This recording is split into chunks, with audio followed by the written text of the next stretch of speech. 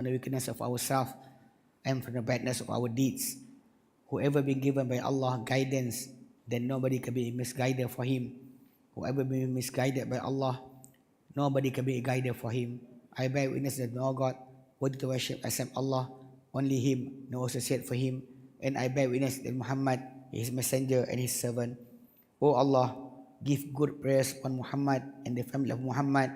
I have given good praise upon Abraham and the family of Abraham. O Allah, bless upon Muhammad and the family of Muhammad.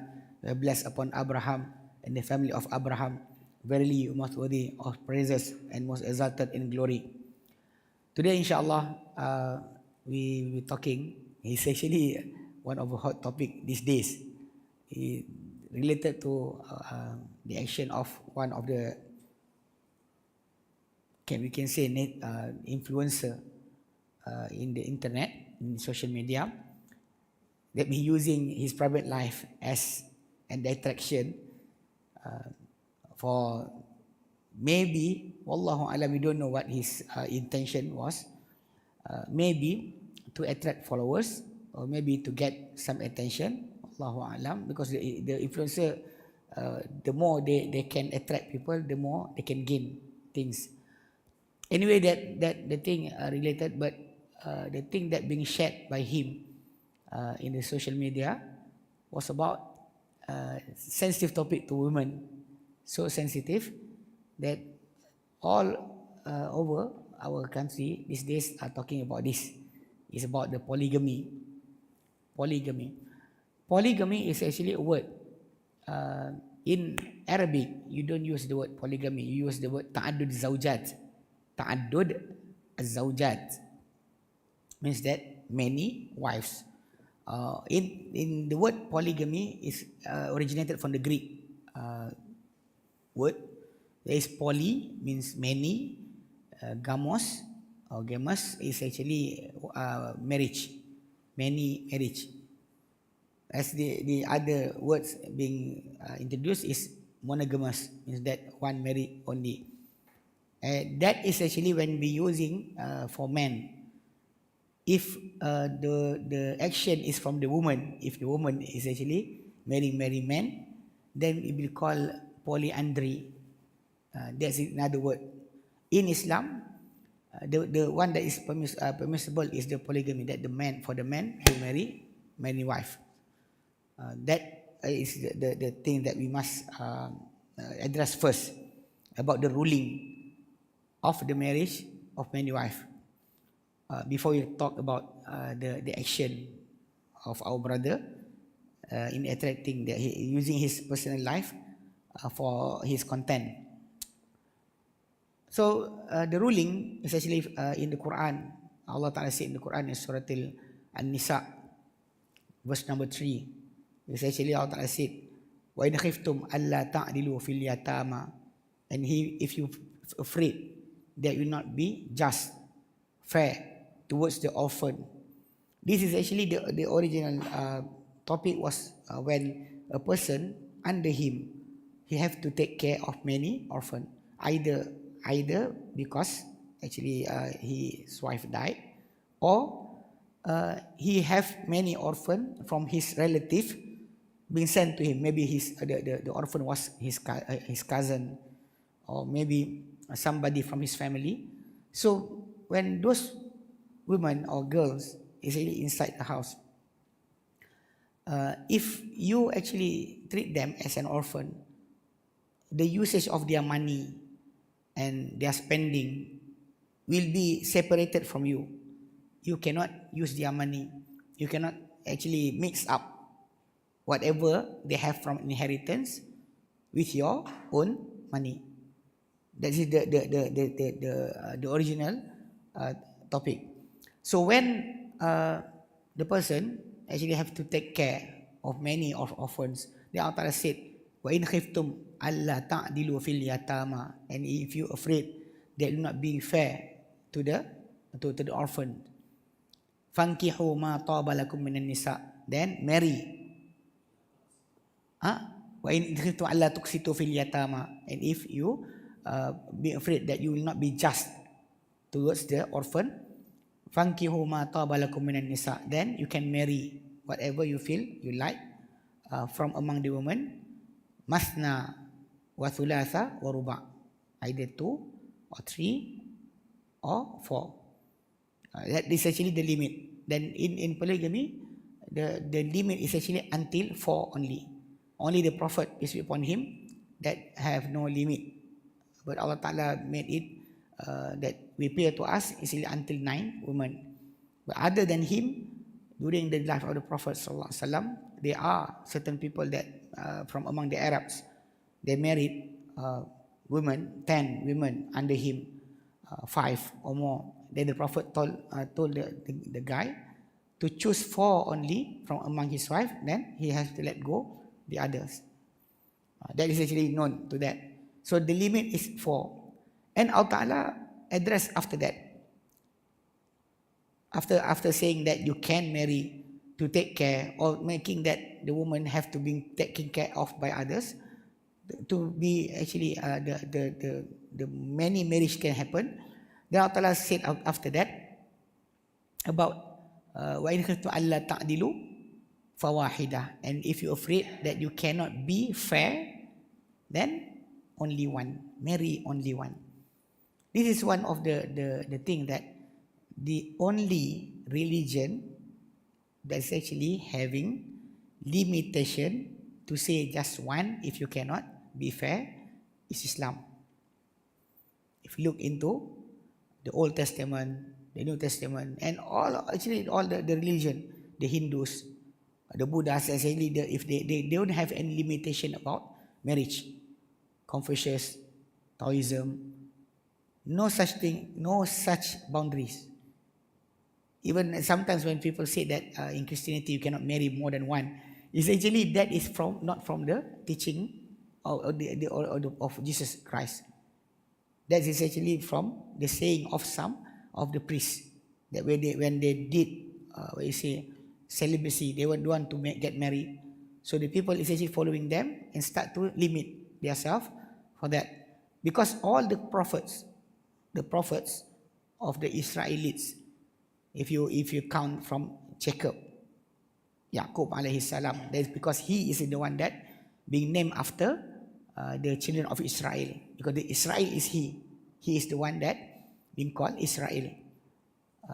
Jacob, son of Isaac, son of Abraham. So if you look into that, all the prophets of the Israelites is actually not marrying only one. So the limitation must come from somewhere. To say that only one, nothing. No such text. In Islam, like I said in the Surah Al-Nisa, verse number 3, after Allah said the permission, give the permission for them, for the believers to marry more than one, then Allah said, wa in khiftum alla ta'dilu fawahida. If you're afraid that you not be just, be fair, then marry only one. Dalika adna alla ta'ulu. That is at least for you to not be unjust to others. That's the Allah Ta'ala command. Then because of that, we know that Allah Ta'ala permits it, but actually there is rule, there is actually condition the Allah Ta'ala put when you recite the ayah number 3 of Surah An-Nisa. You can find there there's one rule, the first condition that being put for anybody to marry more than one wife. Allah said it's about the just or fairness, justice or fairness. Because Allah said after saying that you can marry more than one until 4, Allah said wa in khiftum alla ta'dilu fawahida. If you're afraid that you not be fair to them, to your wives, then marry only one. And after that Allah said, if you really cannot, aw ma malakat aymanukum, that if you cannot also to be fair to one, then seek servant or slaves for you to make as your wife. Because in that time marrying slaves is actually more easier than marry a free woman. Because the free woman, you have to go to the family. You have to pay the you say not dowry, because the word is actually the gift for you to give to your wife on the day of your consummation, the akad. So for servant or slave that you bought, you can make her as your wife. So I'll translate: if you cannot be just, then marry only one, or seek a servant, a slave for you to make her as your wife. That is the least, because not doing fair to them is actually a wrong thing, because women, we must not be treated unfairly. This verse essentially indicate that the condition of plural or polygamy essentially must be just. If the person actually cannot be just, cannot be fair to his wife, then he is not being given the permission. Maybe, Allahu A'lam, this is why in our country the authority is not giving full freedom for men to just marry any woman that he want. He must go to the court and get the permission. The judge will ask to the man about his condition, about what he give. If he married 2 wives, how he will use his money or his salary to take care of the 2 wives. And he will the judge will ask the wife, the first wife, about the condition of the husband. It's actually to make sure that when the marriage happen, then it will be just for everybody. And actually, that is not the permission. The thing about coming to the court, the judge is actually not asking for the first wife, to give the permission. He will listen to everything being said by the wife, and he will rule whether the guy, the person, the man, appropriate for that or not. Can he be just to his wife or not?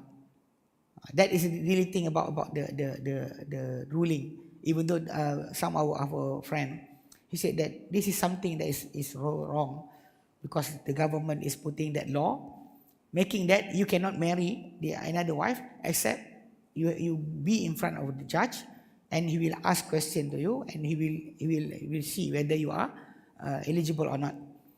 So some people say that this actually thing is halal in the Quran. How can you stop that? It's actually in Islam, the judge or the rulers, the government can put laws upon the citizen or the believers to stop them from doing something that will be actually harmful upon their self, or things that actually may affect the society, like in the time of Umar ibn Khattab, when the expansion of Islam, they conquer the Persian Empire. You know, at that time, the Persian Empire, the Persia, being known, their women actually having long, straight hair, not like the Arabs, curly hair. So many of the Arabs start to want to marry a Persian woman. So Umar ibn Khattab give a command, a decree from the government saying that nobody marry the Persian woman. It's not halal, but he thinking about, if everybody is marrying the Persian woman, then who will marry the Arab woman? So that sometimes for the government, it is permissible in Islam to make a rule to stop something that's actually something is permissible, looking at the situation at the time. So Umar did that. So when our government put the ruling about the person that want to marry a second wife must get permission from the court, not from the wife, from the court. It's wrong to being understood that the person need the permission from his first wife, because the judge will ask the wife, asking everything to make sure that the ruling is just, means that the husband will not oppress anything from the wife. The wife will get her rights. That is the thing. But sometimes being wrongly interpret in our society that the husband must get the first wife's permission. It's not like that. It is actually you go to the court, the judge will listen from you and assess everything that you say, and the wife's what she say, and the new wife, the new woman that will come, the second one also be asked. Because I know this because a few of my friends actually doing this actually clearly, not secretly, clearly going to the court and everything. So the problem that we're having in our society when the bad names come into polygamy, even though Allah Ta'ala already ruled that it's permissible, because of the being done by some men, that they marry secretly without the knowledge of the wife. So that is the thing. So Allah Ta'ala put the first one is the just, fair. The person who want to marry more than one wife must be fair. Secondly, there's actually he have the capability to spend on his wife. This is actually the thing is about clothing, food and shelter. Clothing, food and shelter. That is actually the list that being said. Shelter, food, clothing. Sakan, malbas, ta'am. Three things that being mentioned. So other than that, the husband must also be just in spending nights with the wives. Means that how many days with the first wife, how many with the second wife, all must be given justly, fairly. So because of that, Allah Ta'ala actually mentioned وَإِنْ خِفْتُمْ أَلَّا تَعْدِلُوا فَوَاحِدًا. If you feel that you are afraid that you cannot be fair, then marry only one. Marry only one. So because the spending, the emotion, support and everything must be going fairly between the wives. But the problem is, some people will say that the husband will not be fair. Actually, Allah Ta'ala said that in the Quran, in Surah An-Nisa, verse number 129. Allah Ta'ala said, وَلَا تَسْتَطِيعُوا أَن تَعْدِلُوا بَيْنَ النِّسَاءِ وَلَوْ حَرَصْتُمْ. And you will not able to do perfect justice between wives, even you try so hard, strive to do it. Okay, this ayah is not about whatever the gift or the spending that you give to the wives. It is actually related to whatever inside your heart. Whatever inside the heart. Because the love inside your heart, the care inside your heart will not be the same, even if you try. You can see this even when parents have their children, they cannot give total just between the children, because some of the scholars say that as the same as the earth is not flat. You have high mountain, low places. That is the heart, condition of the heart of the human. They cannot be just one stage. They must be up and down. Means that some will be loved by you more than others. So even the Prophet ﷺ, after he already give all the thing that justly he give to his wife, spending to his wife, he will say, Allahumma, oh Allah, this is my gift or my portion that I give away from whatever I can control. Don't you blame me or take as a sin whatever you control, I doesn't control. The thing is about your heart.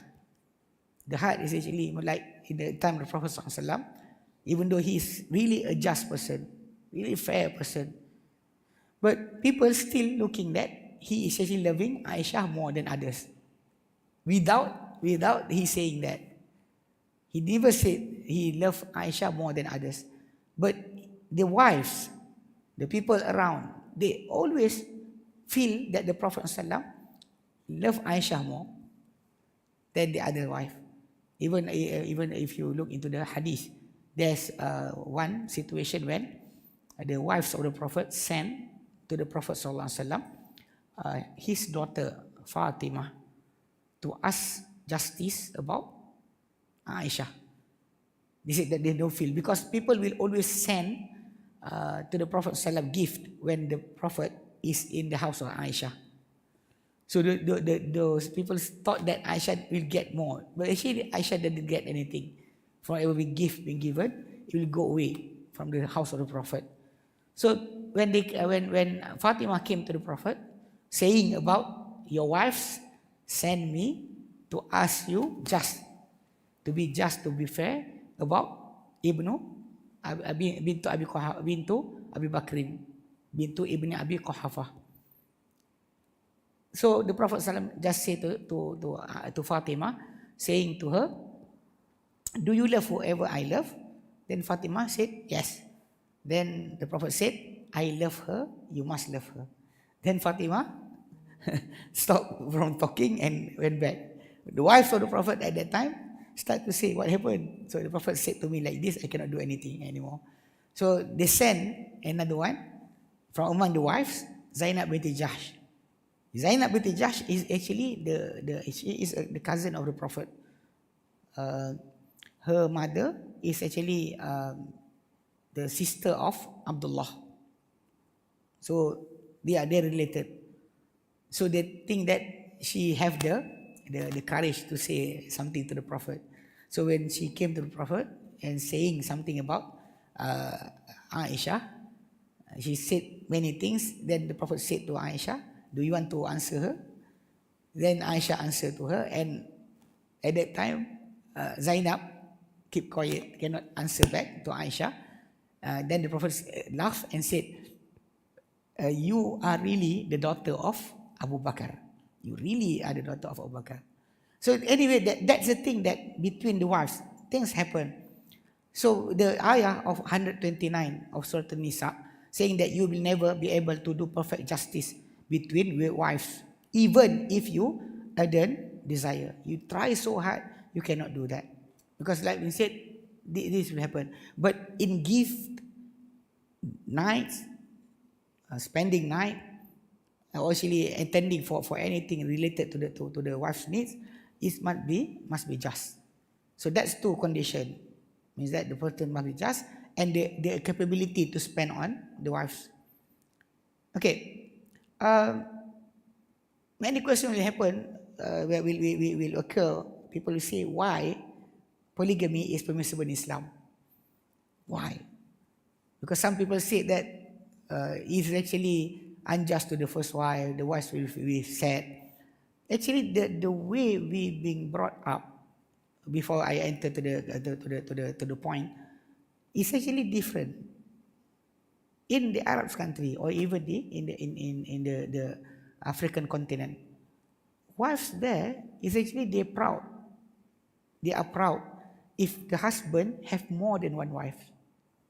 They feel proud. My husband is so great. They have that feeling. Different when we actually in our society, we've been given the story of bawang putih, bawang merah. The story of bawang putih, bawang merah, when it being shown that the stepmother is bad and so bad, doesn't love the children, and the mother died and be pushed into the well, become ikan kaloi, become fish and everything. So even in the Western, it's the story of Cinderella, because the father married another woman, got a stepmother. So that things is actually something that being portrayed into the society. We don't say that it doesn't happen. You do have, as you have bad human, good human, bad ustaz, good ustaz. You have also a bad jinn, good jinn. You do have bad stepmother, good stepmother. You have to accept that. That's the first thing. Even in the condition of the good husband and the bad husband. You have to be fair about this thing. Because we've been portrayed about the polygamy so bad. It's so bad. It's just a betrayal and everything. Okay?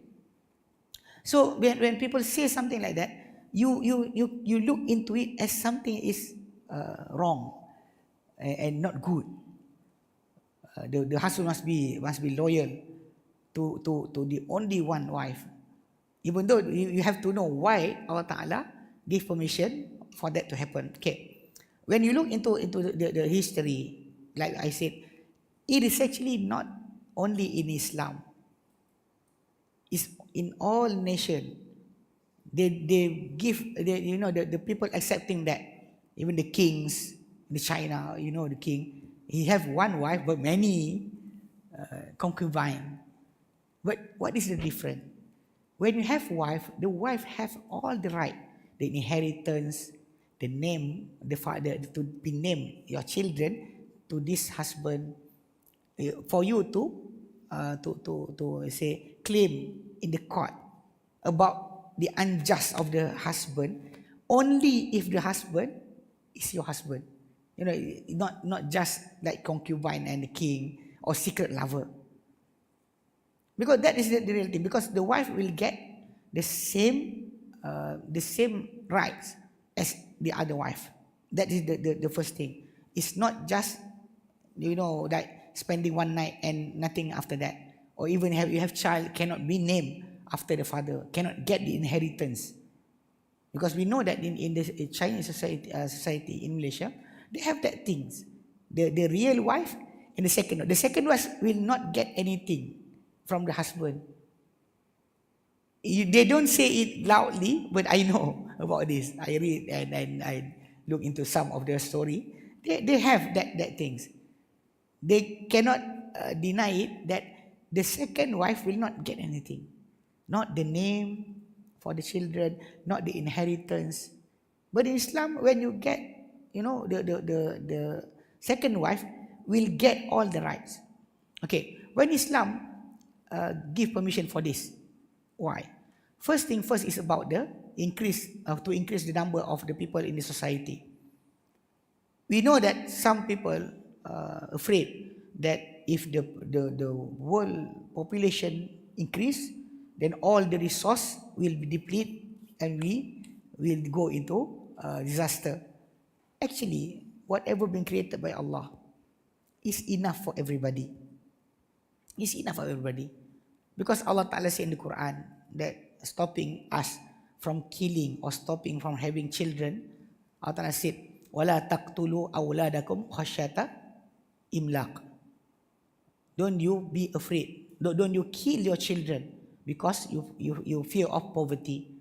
نَحْنُ نَرْزُقُكُمْ وَإِيَّاهُمْ. We are the one who give provision for you and for them. This is actually from the ayah of Surah Isra, and dia tu infak and imlak. Khasyatal.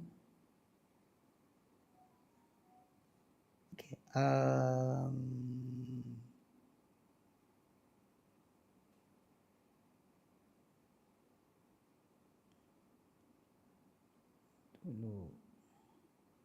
Okay.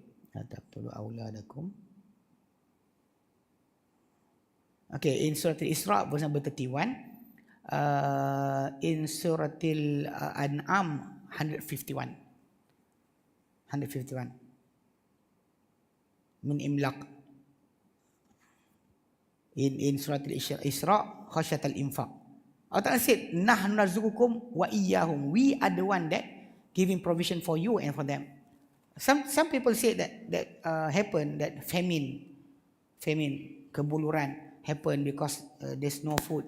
If you look into the history, either in Africa or what the last time in China, in between 1958 to 1961, actually sometimes people doesn't really look into that. They don't know why we, Malaysia, in the beginning of our independence, we have the campaign, not to have too many children. Don't have many children. Do you know why? It is actually because what happened in China during 4 years, 58, 59, 60, 61, when the campaign being done by the China government at that time, to kill all the sparrow. We call it sparrow campaign. You can look into YouTube, but not now. Right now, look at me. Sparrow campaign. They have the sparrow campaign when the China government they want to kill all the pests. You know, rat, fly, mosquito. But the fourth one, they are wrong. They kill all the sparrow, thinking that if you kill the sparrow, the rice or the paddy will become more for you. But when they kill, and actually extinct, during that 4 years, all the sparrow in China extinct. So what happened? All their paddy being eaten by insect. So actually the sparrow came not to eat the paddy only, but to eat also the insect that destroying the paddy. So what happened? For 4 years, the number is actually quite actually staggering, because all the nation around China become afraid to have many people. Before Hong Kong being returned to China, the number is being thought that 15 million died because of the famine. So people outside, they doesn't know what happened inside. So they thought because the population is too many, so people cannot eat. But like I said, it's actually from the sparrow campaign. But when Hong Kong been returned to China, all the universities, the professors, they did the research. They get the number is actually 45 million people was died because of the famine. 45 million. So it's actually, if you look into it, or you go to Africa, when you heard about the Ethiopian famine in Somalia, everything, it's not because of the resource is gone. It's just because of the government been fighting along each other. The rebel, the government. So people doesn't have any time to grow any crops. They cannot grow anything.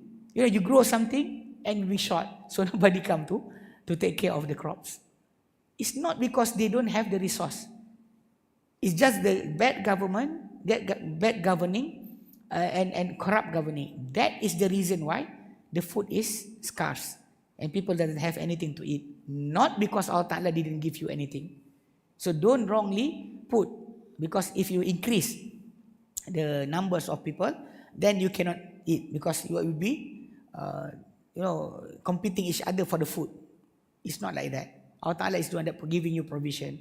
Food will not be, because your risk, your provision, and His provision, your wives, your children, all of them have their own provision. So nobody should be afraid about that.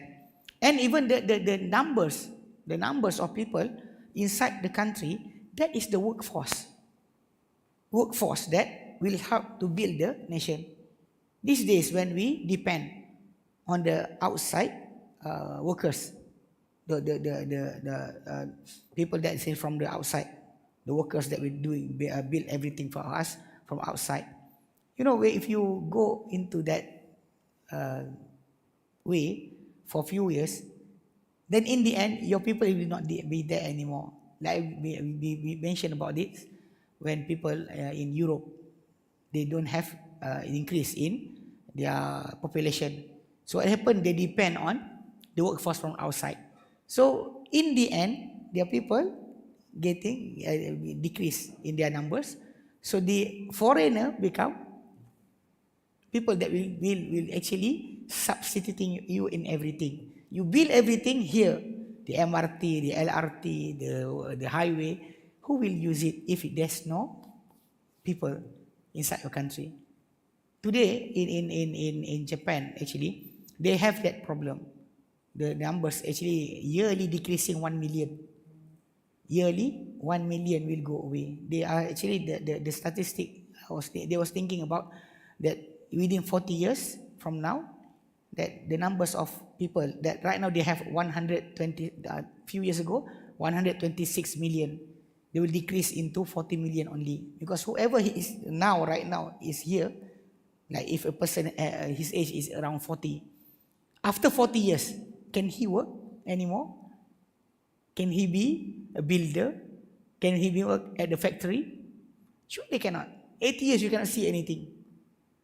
And you walk, you will starting to walk. How can you build the nation? So because of that, the increase of birth, childbirth is really so important to strengthen the country. Okay, that's first. Secondly, is because when you see the numbers of men is actually related to dangerous work, or even in war, they will send men. So numbers of men will be decreasing, you know. In Malaysia also, you can see that in university right now, the most numbers is actually students are women, because the men died in motorcycle accident, drugs. Yes, serious, drugs. It's shame to saying about that. It's shame to say, but that is the reality. You know, like yesterday when the concert is there, you know, the boys actually start to hitting each other in front of our prime minister. The KFC concert. You see that? What happened to that guy? You listen to the music, you start to hit each other. What happened? So that is the people that actually will be becoming father. But problem is they will die. This one die. This one is from drug abuse. This one from many crimes that they are doing. The man is actually doing that. So the numbers, you can see that the numbers of women and men will become not really that stable. If all the women get married once, for each of them married one, each man married one, there will still more cannot get married. I remember that Dr. Zakir Naik, in one of his talk, a woman came up front and talking about the topic of polygamy. He said not just and everything inside our religion is only one. So Dr. Zakir Naik said, if you have a sister and your sister is not married, so you like her to be a public property or to be a respected wife? If she married, become a second wife, but she get all her right, or she not getting married, and you know, this guy taking her for a date, this guy take her for a picnic, this guy is like public property. So the second said to her, she answered clearly, I like her to be a respected wife.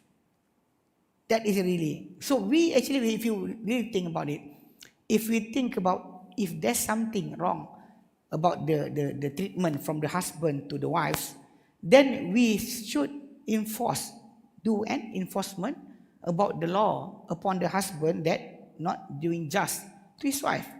That is the way, not to abolish the system, but to take care of the husband, the bad husband, to be taken care of through the law.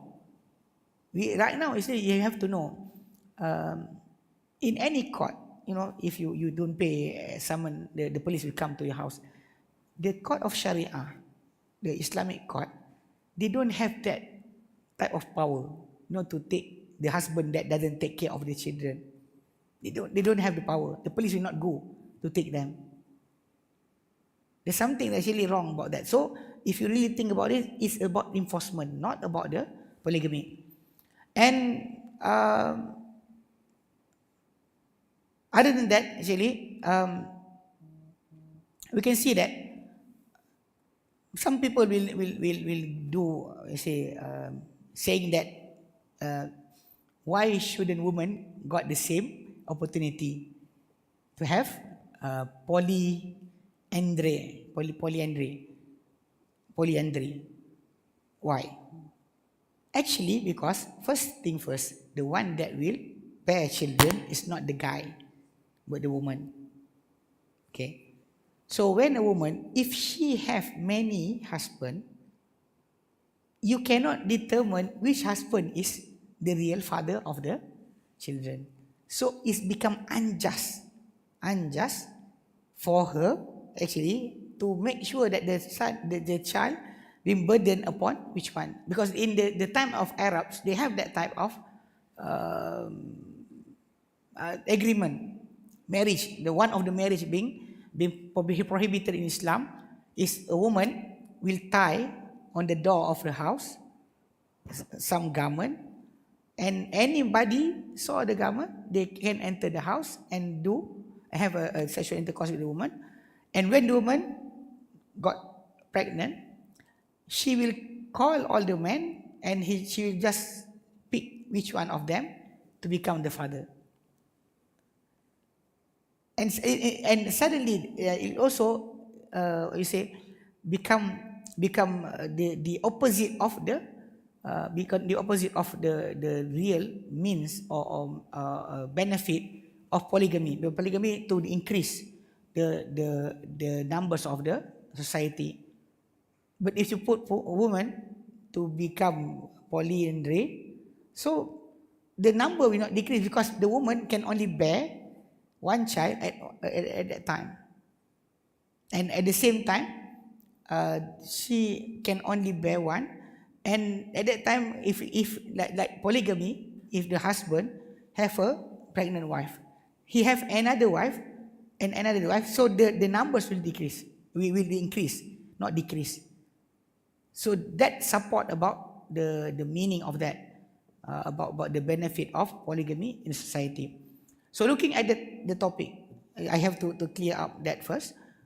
Topic about our brother who actually using the content, the personal matter for content of his social media. There's two sides we have to look into. One side, sure, is wrong for you to expose your private matter to others. Like praying with your wife. This is the crying before 3 hours before he get married to another woman. But this thing actually about exposing personal matter, if you look into it, even if you buy nasi lemak, you eat the nasi lemak in front of others, that also can be condemned by others.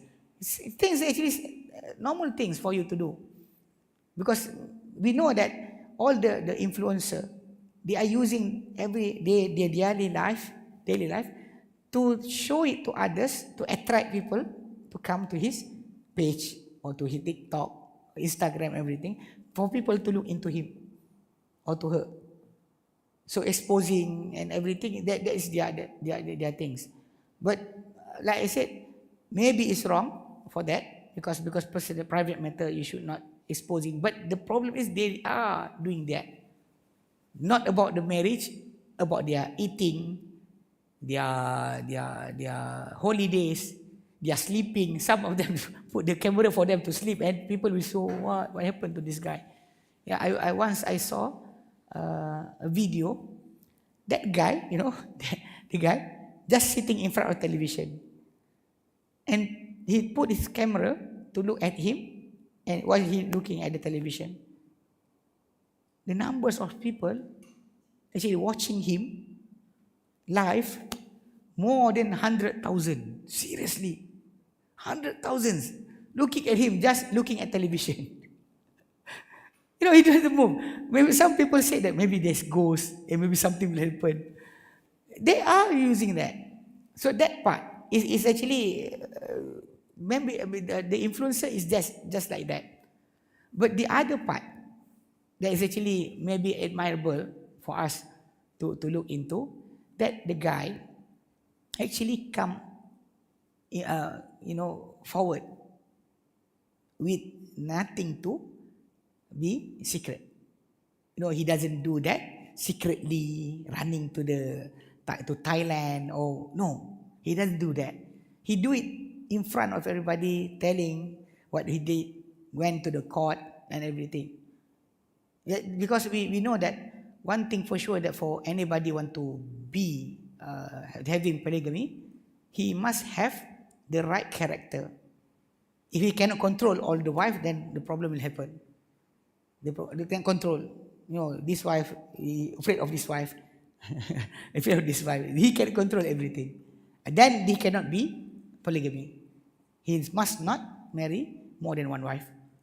Because he can control. The man that having the good character as a leader, and he frankly, clearly saying upright to his wife about marriage, and if the wife doesn't accept that, he doesn't show about that. The discussion, he doesn't show discussion about he and the wife, either because of not having children or either any part of that.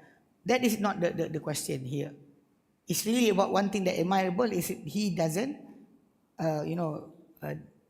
put anything in secret.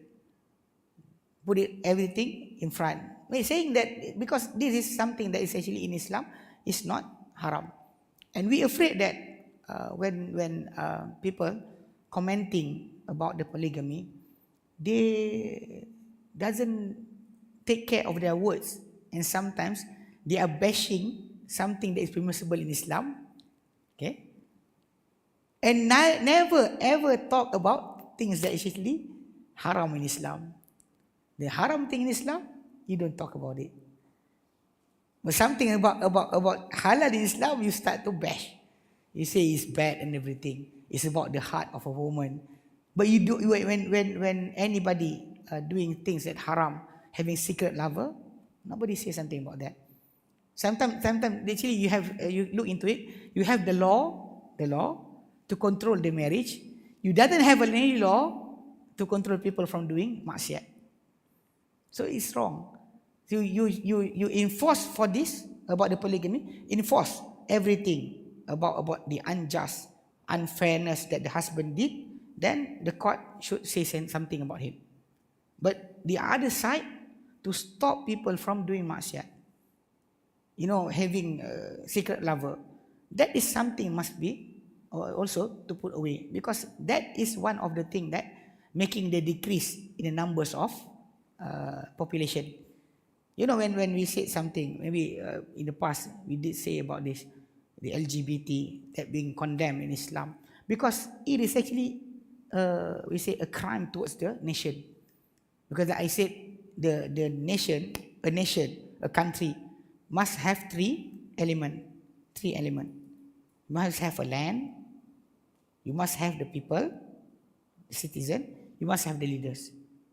If you lose one of these three, you cannot build your country.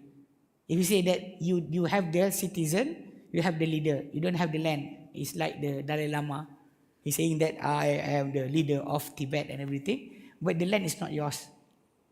Or even the people of Palestine, the land is not theirs. So you cannot build anything. Even it cannot be recognized as a country. Cannot be recognized as a country. Okay, if you have the leader, you have the citizen, you have the land, you don't have the leader. It'll become like the African country right now, like in Somalia. We sad what happened there, because 99% of the people of Somalia are Muslim. They are Muslim. Once before 50s, the numbers of the people who memorized the Quran there was 99%. But after that, when the socialist party take over, they kill all the scholars. Maybe Allah Ta'ala is making them suffer now because the killing of the scholars. Wallahu alam. But so they have the people, they have the land, they don't have leaders. So the suffering is actually because nobody being obeyed. You cannot say anything to anybody because nobody will follow you. So this is problem. And the last one is what we said. When you have the leader, you have the land, you don't have the citizen. What will happen? So surely, like they said, fornication or prostitution, it is actually one of the part that we will making fall down of the country, because the numbers of citizens. You have to understand this. If you don't understand this, then you will say that it's okay, the person is doing something by himself.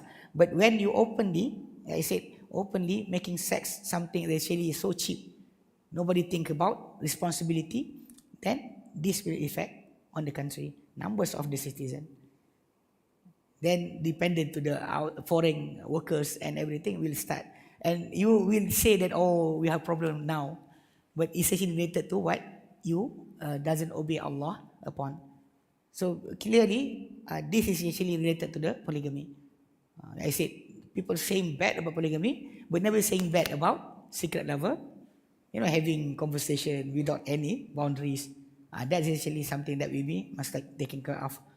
Like I said, the brother, he to show something from his private matter, for not him only, many people, they actually using their personal life to get attention. That's something. But the other thing that I said, I respect this guy because he said something frankly without without keeping anything secret, making that he's actually, I'm a man, I want this, do it properly and do it properly through the channel law in our country, proper law channel. He doesn't go to Thailand, he doesn't go to Myanmar or anybody just to get married. He went to the right channel to show that it is actually not wrong. If you're capable, then go, but not to say that it's bad. So the thing is enforcing the law upon whoever not being just to their wives, one thing, but also to must stop anything that will affect the numbers of our society, our population, inshallah. So that's all for tonight. Wallahu a'lam. We open for Q&A.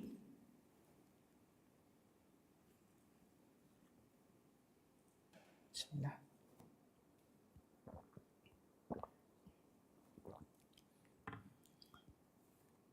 Question? Fadal. Assalamualaikum Ustaz. Assalamualaikum warahmatullah. Okay, so I have a question regarding prenuptials before marriage. So, what does Islam say about prenuptial agreements before marriage? And can a wife put a condition upon the future husband that if he were to take another wife, that she is able to divorce him? Baik, first about when any marriage, being consummation of marriage, the condition being set by the woman to the man, to put on the man, if the man agree upon, that is actually valid. Is valid for the woman to say something like, even though we know that the prenup between husband and wife sometimes happen to the Hollywood, actor and actress. They have so much money, they don't want to give the money to the wife if anything happen, so they sign a prenup between them. For us, actually, for common people, we don't have prenup. Only that in Malaysia, if you look into it carefully, the ta'liq, the words that being uttered by the husband after the consummation of the marriage, he say that my name, if I left my wife more than 4 months and I didn't give her any provision, I didn't have anything, and my family that also doesn't give her anything, or I have hit her, harm her physically or mentally, and she went to the court and give the statement to the judge, and the judge find out that it is true, and she paid on my behalf 1 ringgit.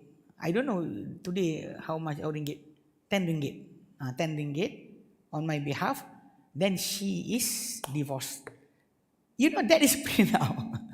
That's a prenup. If you look into it, that is a prenup. To make sure that the wives, actually, but sometimes many wives, many women in this country doesn't understand that things. Before Ramadan, we have one sister, revert sister, came to us and telling about this story about the husband is neglecting her more than 1 year. But the husband is using her as a citizen, Malaysian citizen, to get the PR. But the husband is running around You know, I have a new girlfriend and everything. So when she asked me, I said, do you have the copy of your uh, marriage certificate? She said, yes. I said, come, I show you. You know, sometimes we don't want people to get divorced. But the oppression being done to her is so much, too much. It's wrong for her to just sit like that because Islam never told you to being abused. Never ever Islam permit you to be abused. So I told her, come, I recite to you. So I recite to her, I translate it to her. Then she, yes, yes. I said, use this to the court. Go to the court and use this part.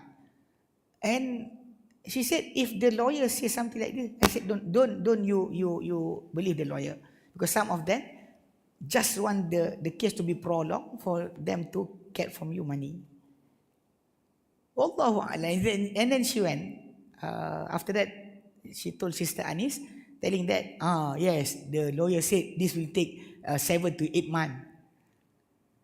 That is in Ramadan. In the middle of Shawwal, suddenly Sister Anis said to me, Ustaz Adli, Alhamdulillah, that sister got the divorce.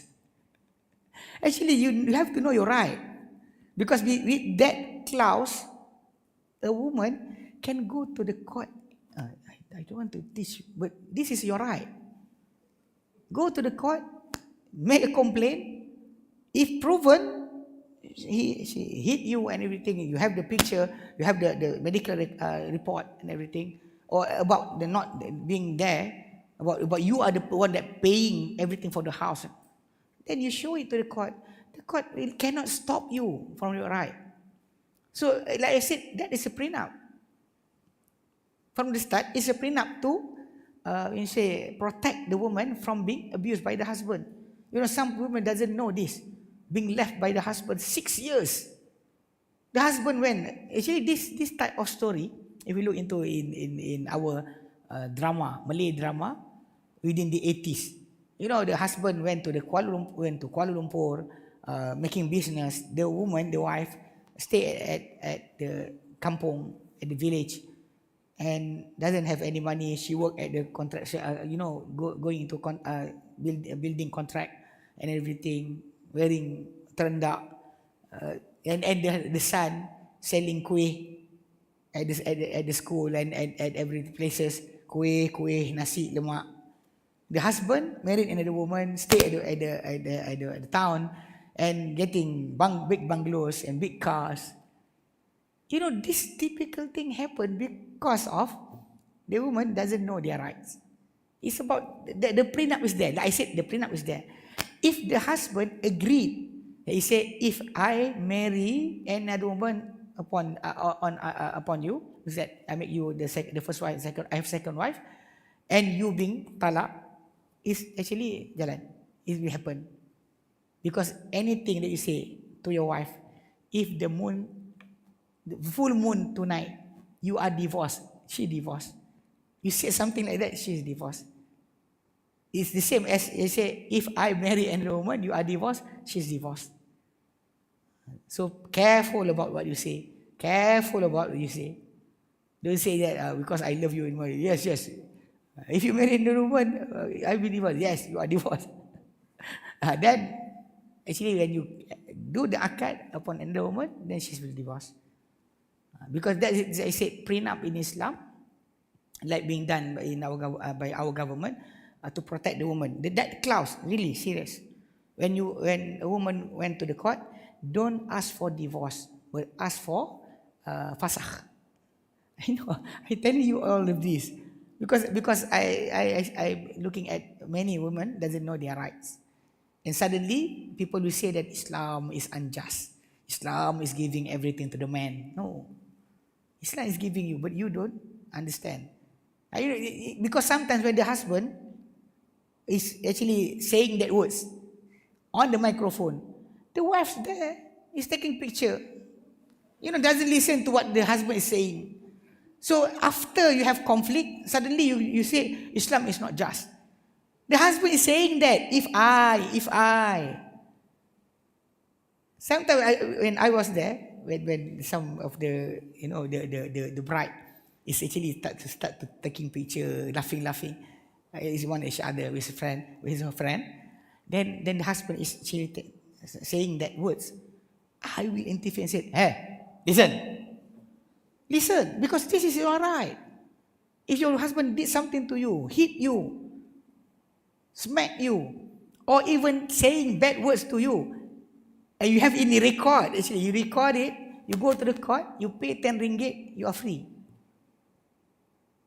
Sometimes, like I said, we don't want to teach people to get divorced, but you don't know your rights. And the husband, when they are woman, their wife, know their right, the husband will, careful about that.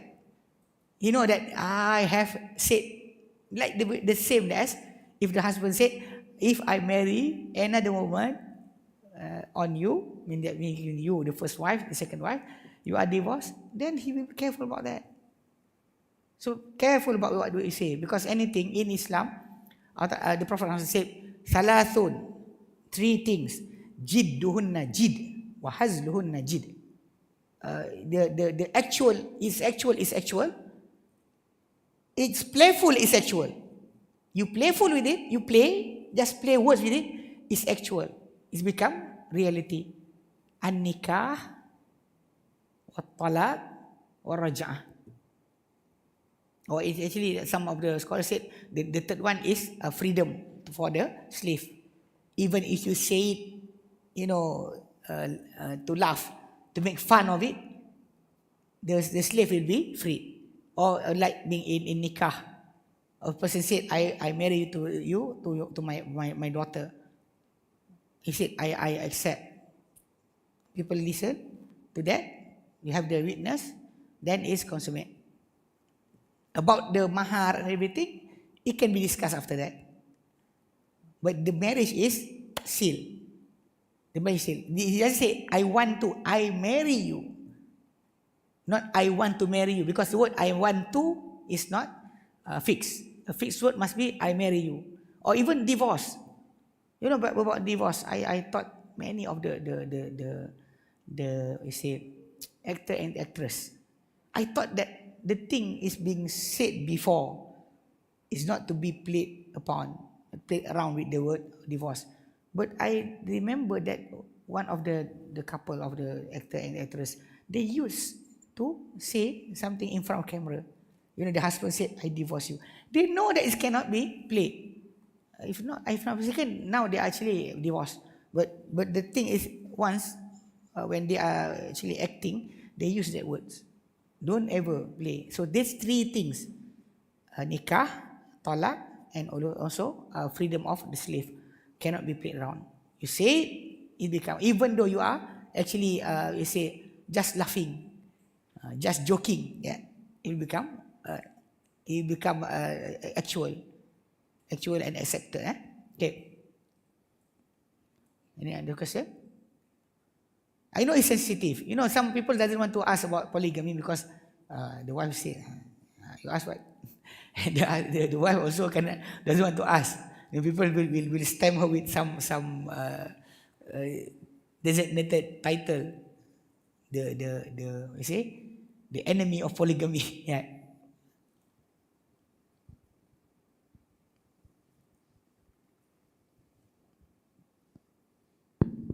Okay. Assalamualaikum. Waalaikumsalam warahmatullah.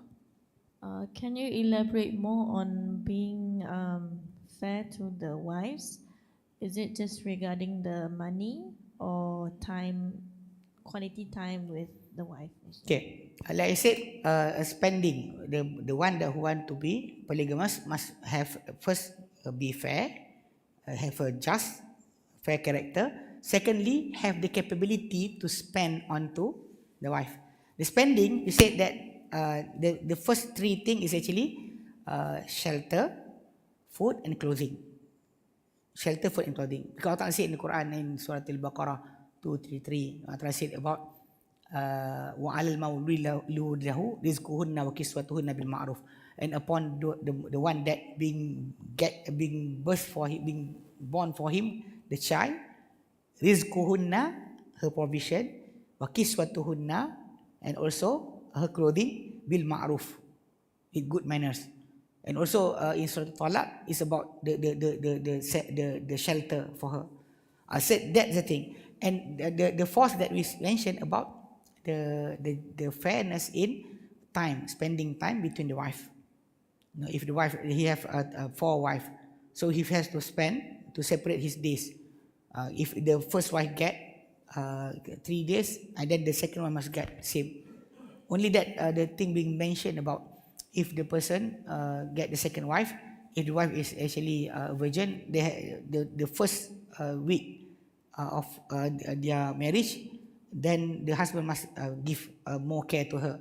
If the wife is actually divorcee or somebody that did married before, then the husband have a few days. That is actually something that actually I don't really go into. So anything that anyway that the time, the care for the children. You know, if you have children from this wife and this wife, he must take care of both. So something that actually, yes, tiring for the man. But you want many wives, then you have to be fair to them. Even the time, even if the first wife cried, you went to her. The second wife cried, you have to go to her also. If all of them cried, I don't know what to do. So it's actually something, because in Piramli words is the opposite. If the first wife sulking, I will go to the second wife. If the second wife sulking, I will go to the third wife. I will marry a third one. That's something actually that, like I said, the opposite. Because in Islam, you have to give all the attention to the wife.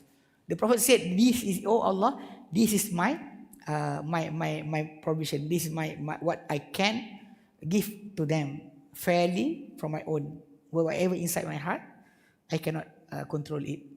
So that is the thing. Yes, even the time, even vacation. If you go with the first wife, and second wife is supposed to go also. I have a friend. Oh, I can say student. He have 2 wives. When we went to Sempurna one time, he brought the 2 wives with him. You know, some of the other women, the wives of his friend, doesn't like him to be close with this guy. So he's a bad influence. But this guy, actually, he said clearly, frankly, he said, if you cannot be just, don't do. If you want to marry, then go to the right channel.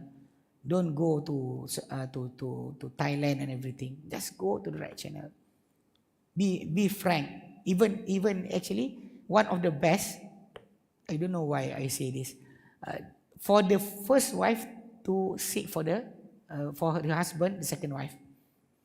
Okay, I can share with you.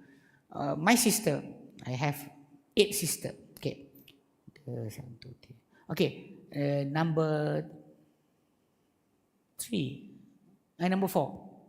My fourth, the fourth in sibling, but she is the second of my sister. She actually, my father asked an Ustaz, saying to the Ustaz, "Can you find any man for my daughter?" Actually, the Ustaz want my sister for himself. So, you know, my father doesn't say no, but said, if your first wife come to my house, ask for my daughter's hand, I will give. So one day, I came back from school. I saw a car there, so I entered the house. Actually, the first wife came to the house and to talk. When my father want to ask, because he doesn't want his daughter to be oppressed. You know, if he doesn't like and everything, it'll be hassle. You know what happened? So the first wife came, asked for the hand of my sister for marriage for her husband, and until today, they are in good relationship. Even their children, even the first wife, if she met me, because when she met me before, I was a small boy, she will hit me. Because she's from Malacca. Lahabau kau. You lahabau. Where did you go? I didn't find you. So actually our relationship is still like that.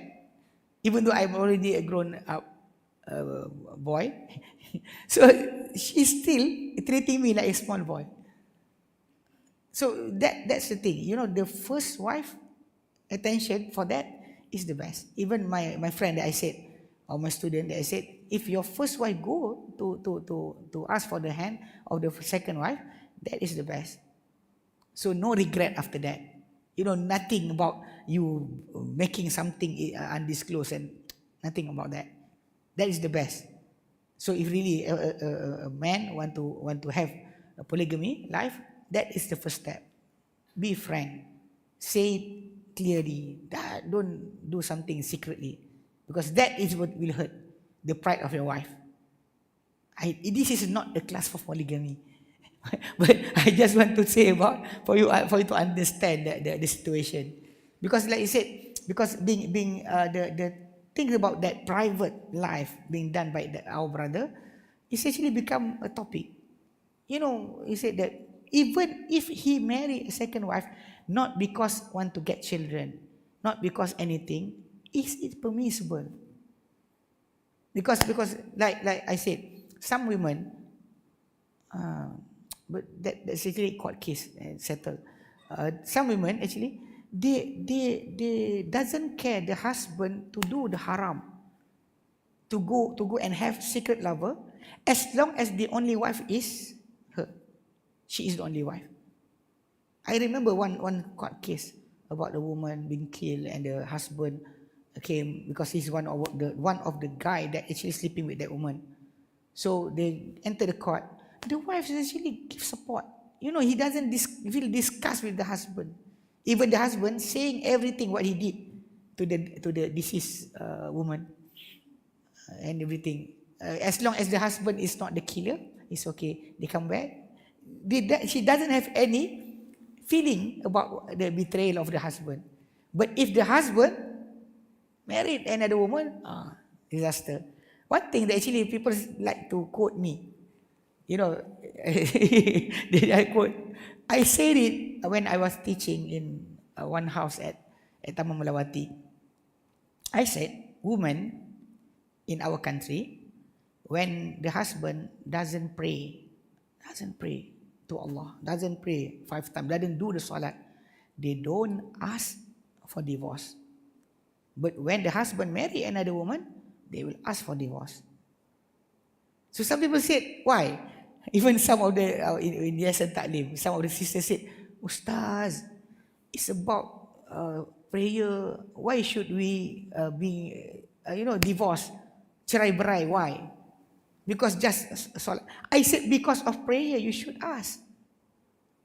Because that is actually things that making your husband, his iman, his condition as a Muslim being doubtful.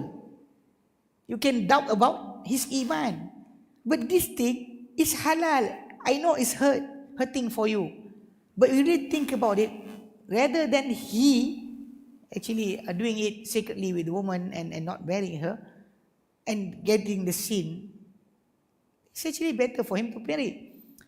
Sometimes it's not about marriage. Some of my friends is about buying motorcycle.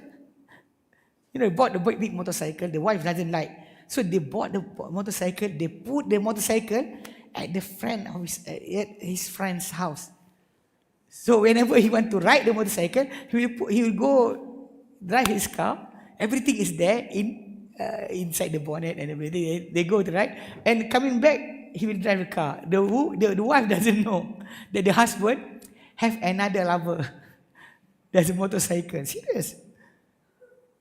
So sometimes it's something like this. The things that to make sure that the husband is not keeping any secret for you. Something really you should not making something that is actually not supposed to be met of to met of. But prayer, yes. For prayer, we have a month ago. 2 months ago. No, during Ramadan. Because I was actually talking to that sister. She is in America, not in here. She actually not really wearing appropriate headscarf. It's okay. But she actually asking me about her husband. She said about her husband that her husband is starting to not to pray. Because she married to that guy more than 10 years. But during this last year, she said the husband start to follow his family's something cult, or I don't know. She said I don't know what the group is. But the husband start to stop praying. But saying to the wife, you just pray, I am thinking about it. So the wife actually, she contacted Al Khadim, and Sister Anis sent her to me. So we have a session through apa yang biasa pakai? Zoom. Zoom. We use Zoom, not Google Meet. Zoom. So we use Zoom, and she was there talking to me, and Sister Anis was there also. So she said to me,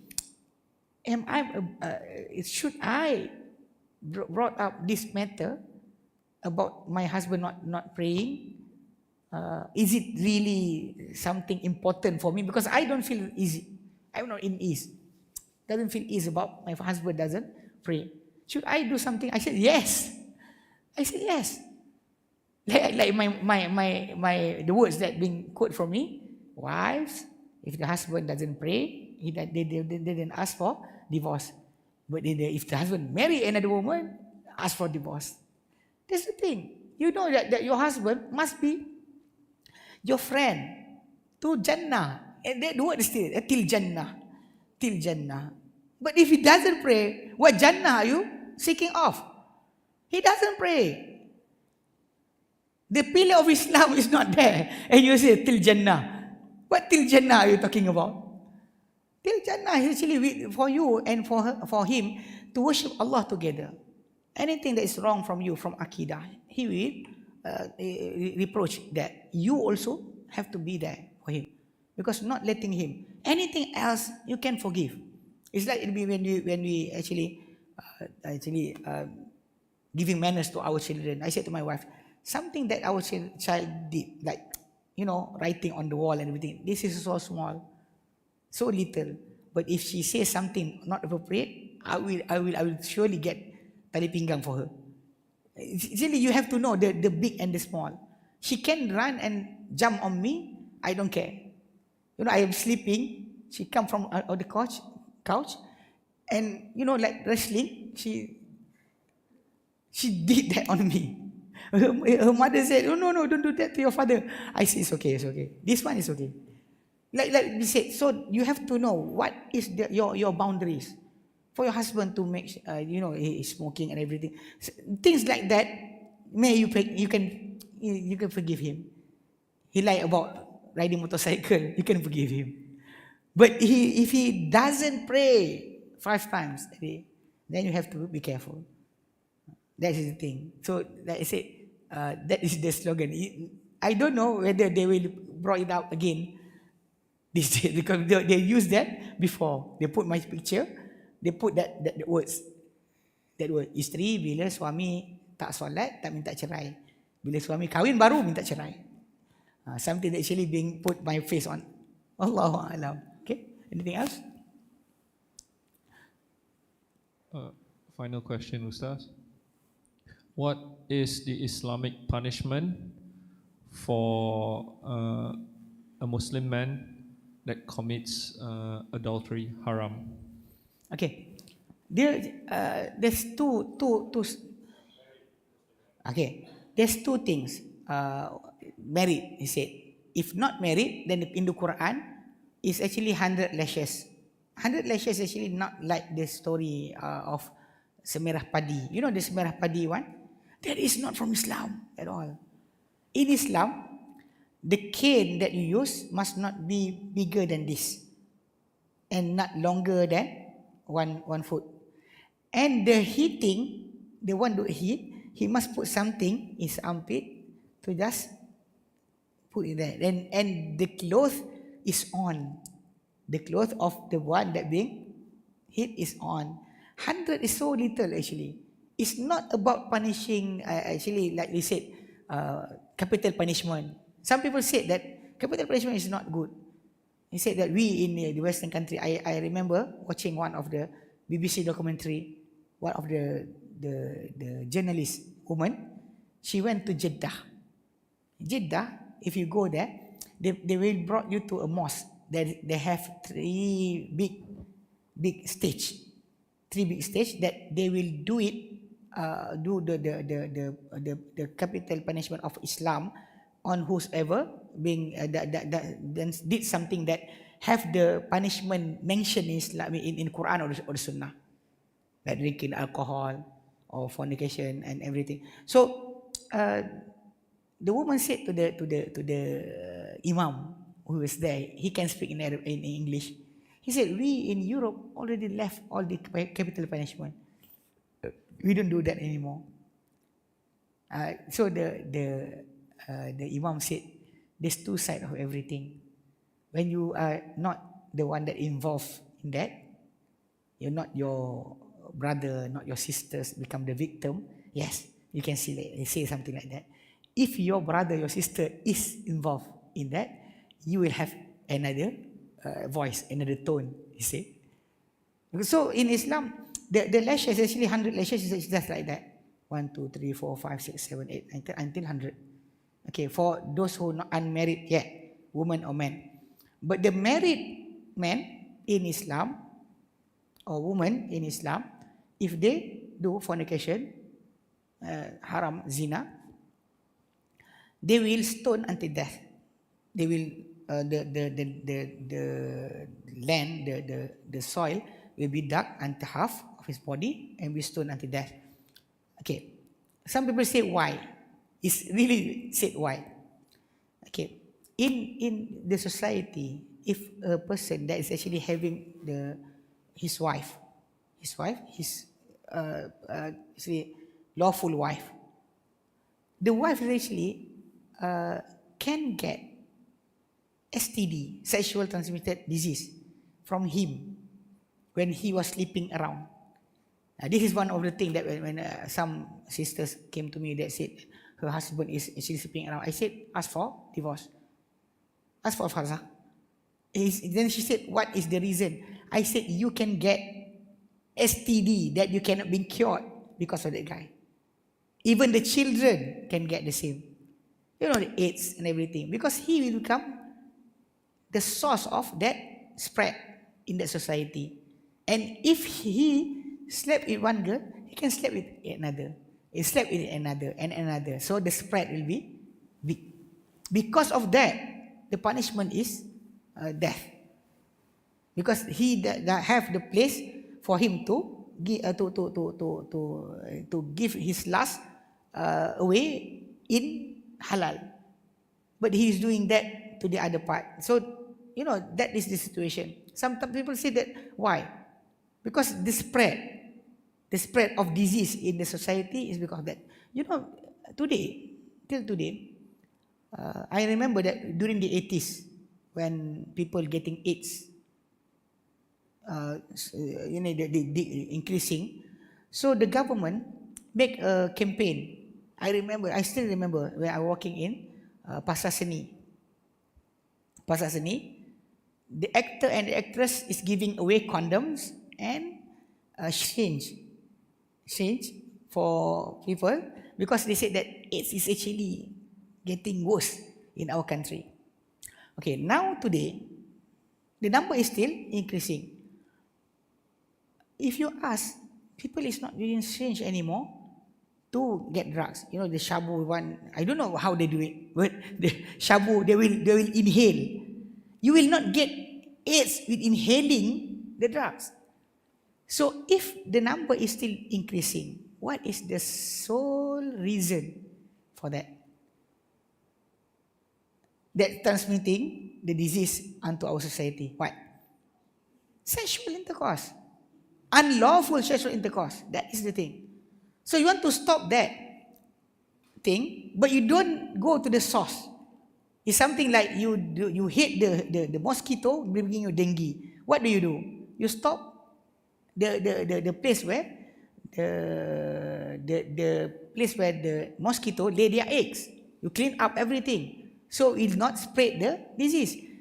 In this situation, everybody knows the increasing numbers of AIDS right now is because of unlawful sexual intercourse in the society. Nothing. Because you cannot get It's by shabu. You cannot get. Oh, you cannot get by marijuana. No, you cannot get. No, no, because you don't know the strange anymore. So what is the reason? So right now, people know. Everybody knows the reason. But everybody is keeping their mouth shut. Doesn't want to say anything. Because if you say anything, you are too Islamic. Oh, too religious. It's not about religious. You don't want the spread happen to your society. That's why the punishment is so hard. But you have to know, when you want to stone the person till death in Islam, you know, 4 person must see the sexual intercourse clearly. Clearly. Not just the person, the man and the woman inside blanket. Blanket. Inside the blanket. Or they're moving around inside the blanket. That is not enough. It's just like that, you cannot stone him, you cannot lash him. Even if he's not married, you cannot lash him. Even he doesn't wear anything, you cannot lash him. You can give anything else as a punishment, but no lashing. Because hudud, whatever being told by Allah for us to do, for the government to do, not us, a government to do, must have the condition. Like if you can to cut the hand of the thief, 3 conditions must be there. First, the thing, the being stolen, must be more than a quarter of dinar. A dinar, golden money, is 4.25 gram of gold. So you divide it into 4, you get 1 gram plus a I don't know, point blah blah blah. Okay. So that you equivalent to that is the only thing that can cut. If a chocolate, an egg, a loaf of bread, you cannot cut the hand of that person. Always being shown in the Western society, even in like the story of Robin Hood, Kevin Costner, when he was doing, when he was actually getting out from Palestine at the time. So he met, who's that guy? The black guy. He actually pretending to become a Muslim, but he praying not carefully. They did the movie without any homework. Even the guy is actually said to be cut his hand because he was stealing an apple. It's not enough, I said. It's not enough. Today you have to steal more than 250 ringgit things, equivalent valued thing, then only that the first condition. Second condition, the thing must be kept in safe. Means that I broke the safe. If he put something here, I broke the door. Then only second condition is there. If he left his jeans, pants, that is valued 1,000 ringgit, but he put it on the, on the outside, dekat sidai letak dekat luar. I stole it. Yes, I'm wrong, but I cannot be cut. No cutting. The third one, I am not stealing because I'm hungry. If I'm hungry, no cutting also. The same as what you want to punish with stoning or lashing for those who fornicate, do fornication, haram, unlawful sexual intercourse. First thing first, must be 4 witness. The 4 witness, I said, must look everybody, seeing everything clearly. The judge will call one after another. What did you see? What is the color of the room? What is the color of the room? Do you see it clearly? I think. Then the case will be thrown off, and the one who made the claim will be lashed for 80 lashes. This is because if not, everybody can claim. To make sure that our name, our pride, our name will not be tarnished just by anybody claiming. So you must have 4 witnesses. Everybody must see that thing. Like I said, clearly. Not just because the car is moving, or because the bed is rocking. No, not enough. Or he's not wearing anything, not enough. Because it's not easy. Then somebody said to me, Ustaz, if you ask for that condition, then everybody will be released. Nobody will be caught.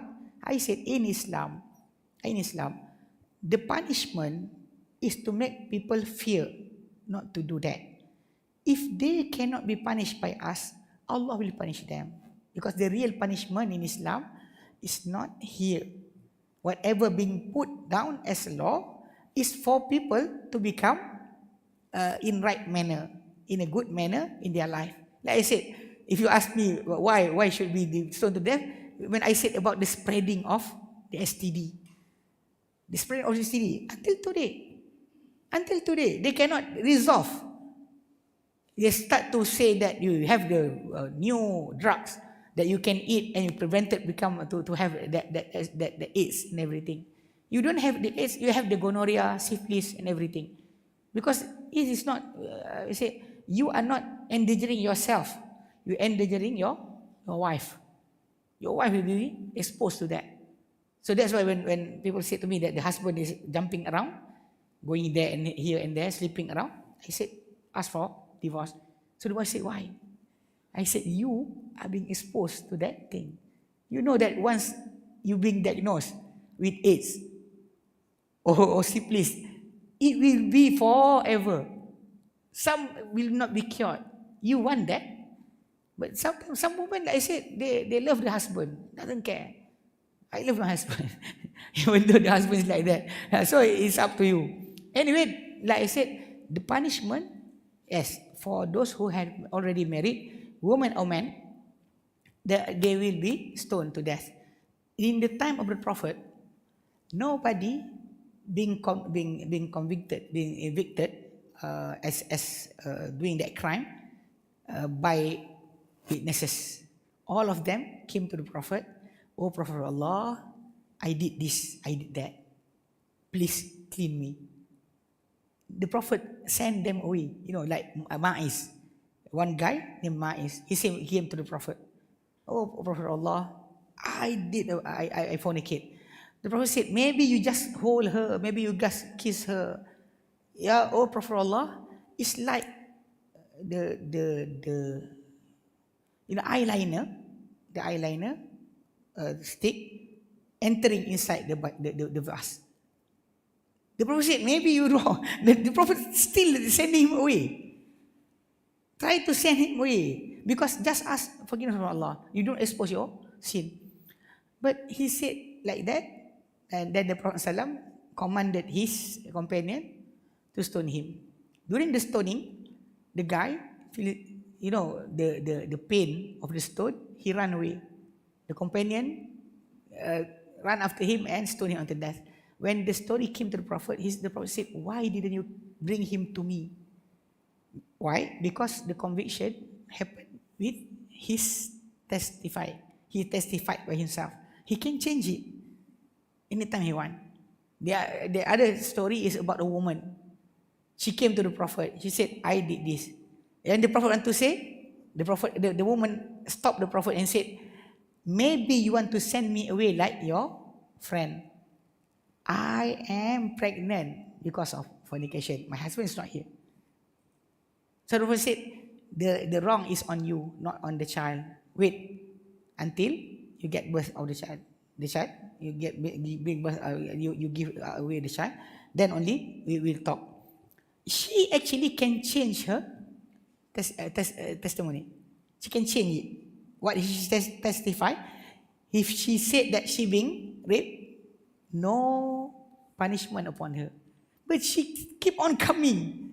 She came. Oh, the Prophet of Allah, the child being born. Clean me. The Prophet said, no, the child is still there. Go and feed her. Feed the child. Give because the child need the milk. Then one of his companions said, oh Prophet of Allah, I will take care of the child. Then the punishment being done to her. So she died. And some of the companion doesn't want to pray upon her. the Prophet said she have repent to Allah with a repention that if being given for 40 people of Medina, it's cover 40 people of Medina. She repent clearly to Allah. Her repention can be given to 40 people in Medina. 40 people in Medina, most of them is actually companion of the Prophet. So her repention to Allah so big. Allah Ta'ala accept him. The Prophet prayed upon her. Upon her body. So means that in Islam, that is what happened. Means that those people came to the Prophet, asked. Because like I said, for 4 people to see everything clearly, like being said, something insert into something, they so difficult for you to get. It is like I said, not because Islam want to punish you. The punishment, if the person can be, say, witness, 4 person can see clearly, then the person is actually having a problem, because he doesn't have any, they doesn't have any dignity, doesn't have any dignity to do that in front of others. One of my friend did say he followed, rahimahullah, my friend died.